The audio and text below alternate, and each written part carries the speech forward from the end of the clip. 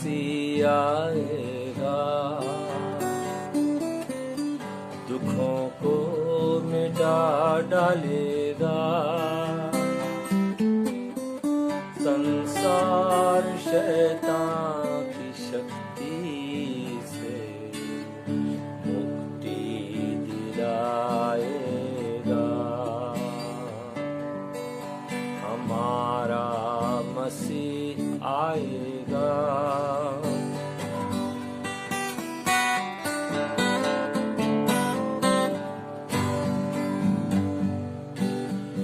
मृत्यु को जय कर, संसार विजय कर, यीशु विराजमान है।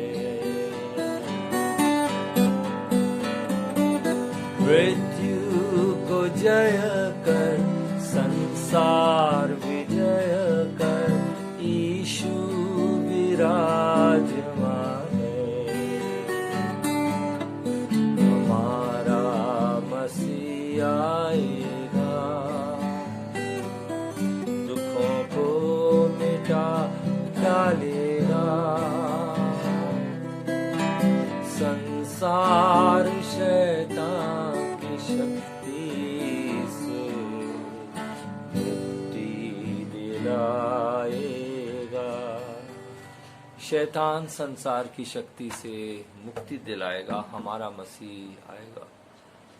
बहुत मातम है, बहुत दुख है, डर है, फैला हुआ है।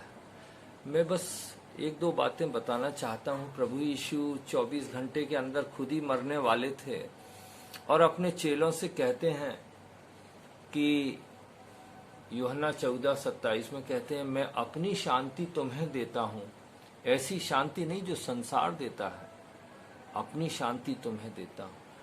24 घंटे में मरने वाले की शांति क्या आपको चाहिए? नहीं चाहिए। कौन मरना चाहता है? लेकिन ये मरने पर विजय की बात है, मौत के आगे देखने वाली बात है। जहां डर नहीं होता है वहां शांति होती है। हमारी बाइबल में जो लिखा है वो कहा गया कि मृत्यु को हमेशा सोना बोलते हैं। पहले थिस्सलुनी के 3 अध्याय में कहा गया कि तुम लोगों को घबराना नहीं है, तुम्हें शोक नहीं करना है, क्योंकि तुम्हारे पास आशा है, तुम्हारे पास आशा है। और जो सो रहे हैं, वहां मृत्यु का तो इस्तेमाल ही नहीं किया है वर्ड का, कहा गया है जो सो रहे हैं। सोने वाला जागेगा, इसका मतलब ये है। और हमें शोक नहीं करना है, क्योंकि हमारे पास आशा है। देखिए, पहली शताब्दी के जो मसीही थे उनका वर्णन प्रेरितों के काम में मिलता है, और उनमें और आज हमारे में बहुत अंतर है, क्योंकि हमारे इधर बहुत ये नकली मसीहत फैली हुई है। झूठ फरेब और दुनिया के बारे में हमें मसीहत में दिखाया गया है। पहली शताब्दी का जो विश्वासी था, बिलीवर था या डिसाइपल था, उसमें डर नहीं था। हमारे अंदर डर है। उसके पास दुख था लेकिन डर नहीं था। हमारे पास दुख है और डर भी है। उनके पास आशा थी, क्योंकि वो पुनरुत्थान मरने के बाद की सोच रहे थे। उनको जीना यहाँ जरूरी नहीं था।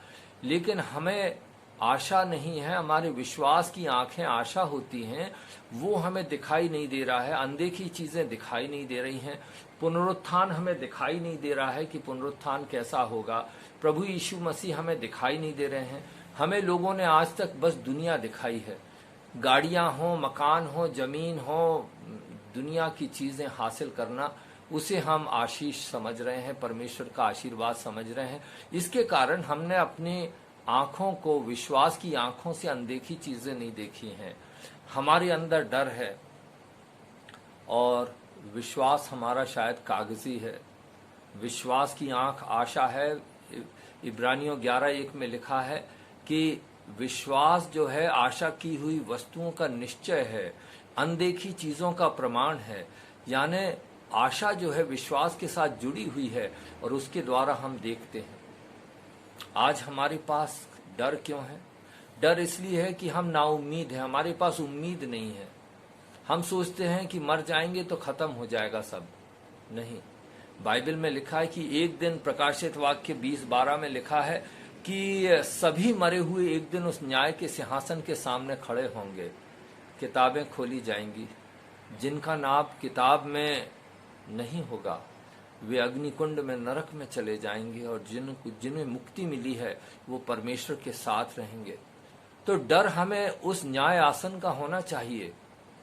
इस संसार में सो जाना या मृत्यु को पाना या मिट्टी को मिट्टी में जाना, इसका हमें डर नहीं होना चाहिए। एक विश्वासी के पास दुख हो सकता है लेकिन डर नहीं होना चाहिए, क्योंकि हम कल अपने लोगों से मिलेंगे। जो सो भी गए हैं उनसे भी कल मुलाकात होगी।